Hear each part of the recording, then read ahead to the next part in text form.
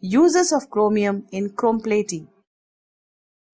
The articles to be plated with chromium are made the cathode in an electrolytic bath consisting of chromic acid and sulphuric acid, while the anode is made of a plate of lead. During electrolysis, chromium deposits on the article, that is the cathode. Generally, the articles are first plated with nickel and then subjected to chromium plating.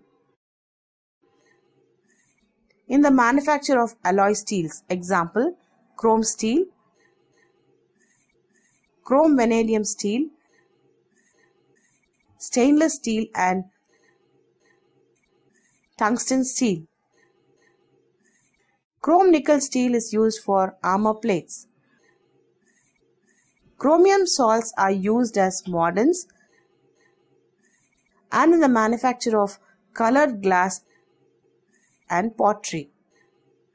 Chromium compounds are used in dyeing as pigments and in tanning of leather. Thank you for watching. Please subscribe this channel for more videos.